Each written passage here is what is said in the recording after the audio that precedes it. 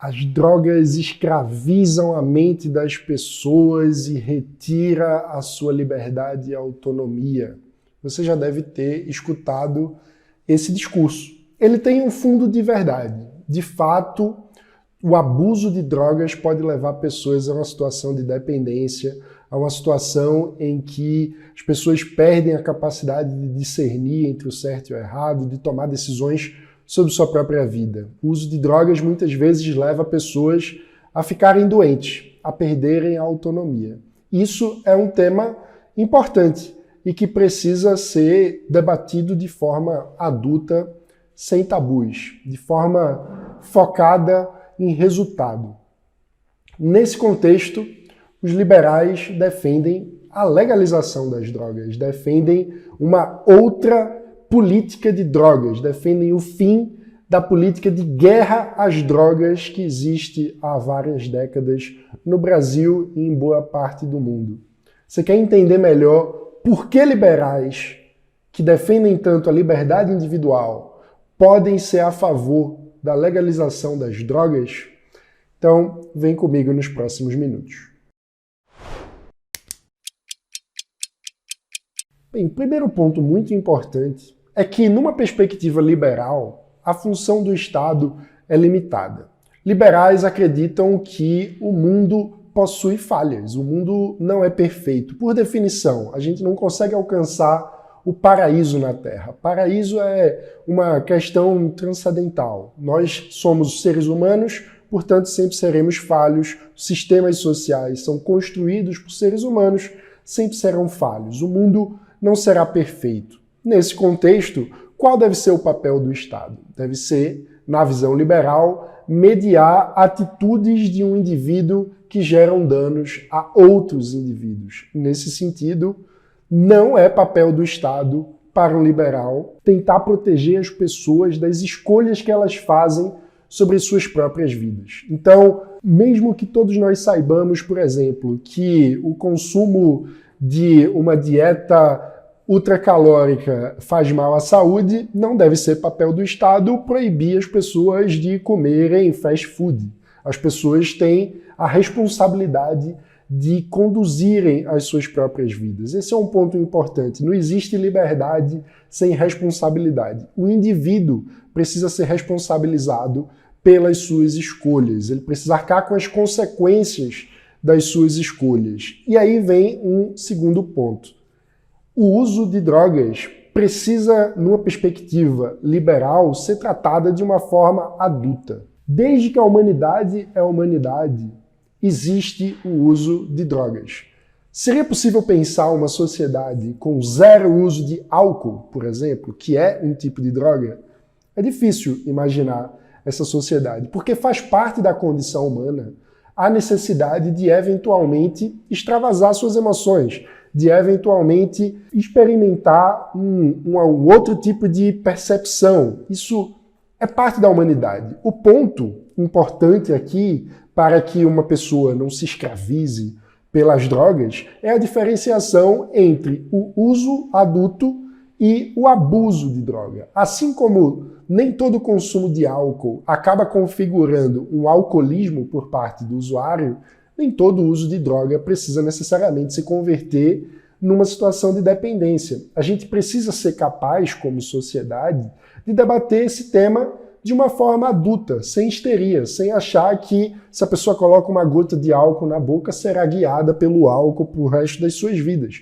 Não é assim que o mundo funciona. É possível ter uma relação adulta com as drogas. E essa é a perspectiva liberal sobre o uso de drogas. Claro, você pode estar argumentando, mas se a pessoa não é capaz de lidar com o uso e isso passa por um abuso de drogas, o alcoolismo, por exemplo, causa diversos problemas sociais e, portanto, é uma conduta individual que afeta a vida das outras pessoas. É verdade, nesses casos de abuso, nós precisamos pensar como mediar essa situação. É possível pensar, por exemplo, em políticas públicas de saúde voltadas à condição de ajudar um dependente químico, um dependente de álcool a sair dessa situação. Isso é parte da discussão adulta sobre esse tema. O que não faz sentido é a gente retirar o poder de escolha do indivíduo e colocar esse poder totalmente nas mãos do Estado. Um ponto importante aí, portanto, é a gente pensar o que seriam estratégias eficientes do ponto de vista de política pública para reduzir os danos das drogas no convívio social. E aí a gente chega a um primeiro mito. Muita gente acha que a legalização de drogas causaria uma epidemia, uma explosão do uso de drogas. Isso simplesmente não é verdade. E não é verdade porque nós podemos olhar para a realidade, para os casos e as experiências internacionais de mudança na política de drogas. Existem vários casos. Por exemplo, na Holanda, o uso de maconha é descriminalizado desde 1976. E a Holanda não virou um país de zumbis, um Walking Dead, onde as pessoas são guiadas pela droga ou algo do tipo. Pelo contrário, em muitos aspectos a Holanda tem índices de civilidade e de controle da violência muito melhores do que no Brasil. Mas também temos outros casos, no Uruguai, na Jamaica, em Portugal, a descriminalização da maconha desde 2001, no Canadá a legalização acontece desde 2018 e quando você olha os estudos que fazem um comparativo entre o consumo de drogas antes e depois da legalização ao redor do mundo, você vê variações muito pequenas. No caso do Canadá, por exemplo, é uma variação na faixa do 1% do uso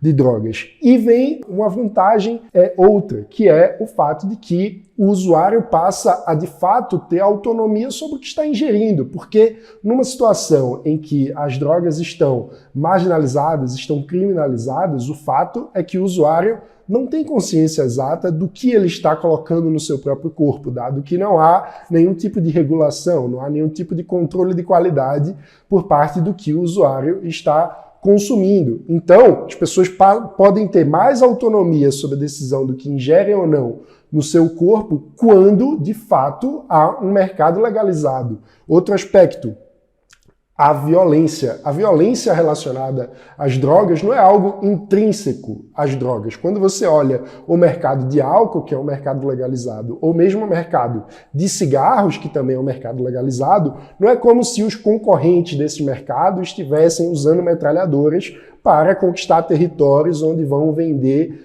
álcool, onde vão vender cerveja ou cigarros. Eles estão concorrendo pacificamente dentro de uma zona de mercado, obedecendo a regulações razoáveis sobre, por exemplo, publicidade, o acesso a menores de idade, que é algo que, de fato, não deve ser permitido, porque pessoas menores de idade não têm autonomia, não são adultos, enfim. Então, o ponto é que, quando você criminaliza, você joga atividade para o crime e, portanto, aqueles que estão dispostos a investir naquela atividade são, por definição, criminosos. Quando algo está no âmbito da ilicitude, no âmbito do crime, quem ganha a disputa é o criminoso mais eficiente, não o produtor mais eficiente. E quem é o criminoso mais eficiente? É aquele que consegue usar de mais violência, que consegue subornar melhor ou com mais eficiência o aparato estatal para a sua própria atividade. Então, a criminalização acaba, portanto, fomentando os criminosos mais eficientes. Em outras palavras, a criminalização é a maior aliada do crime organizado. Se nós queremos vencer o crime organizado, nós precisamos acabar com suas fontes de financiamento. Isso passa por libertar esse mercado, por fazer com que esse mercado seja retirado das mãos do crime, seja trazido para o âmbito da licitude, para o âmbito do mercado legal e regulado de drogas. Isso tudo é uma discussão fundamental que precisa ser feita na sociedade. É nesse sentido, por exemplo, que o Livres vai participar da Marcha da Maconha que acontece em São Paulo. Se você também deseja fazer com que essa causa avance, nós lhe convidamos para participar da marcha junto ao Livres. Você pode ter mais informações acessando o nosso site em eusolivres.org. Existem duas frentes principais de atuação para essa pauta nesse momento. Uma é no Supremo Tribunal Federal, onde está havendo uma discussão sobre a constitucionalidade ou não do porte e da posse de maconha, de drogas para fins pessoais. Essa é uma ação que está ocorrendo no Supremo desde 2015. Nós estamos em 2023 e esse julgamento ainda não chegou ao fim. Uma outra frente de atuação é o PL 399, que tramita no Congresso Nacional, que pretende regulamentar o uso da cannabis para fins científicos e medicinais no Brasil. Esse PL foi aprovado numa comissão especial da Câmara dos Deputados em junho de 2021, com uma atuação bastante ativa da bancada da Liberdade, dos associados do Livres, mas desde então espera uma decisão do presidente da Câmara, Arthur Lira, de pautar a matéria no plenário da Casa para que esse projeto possa avançar. A gente precisa modificar o paradigma da política de drogas no Brasil. Precisamos tratar adultos como adultos e precisamos, de uma vez por todas, acabar com a guerra às drogas. Precisamos que tenhamos um paradigma de liberdade para tratar desses temas de uma forma adulta, respeitando a liberdade e a responsabilidade dos brasileiros.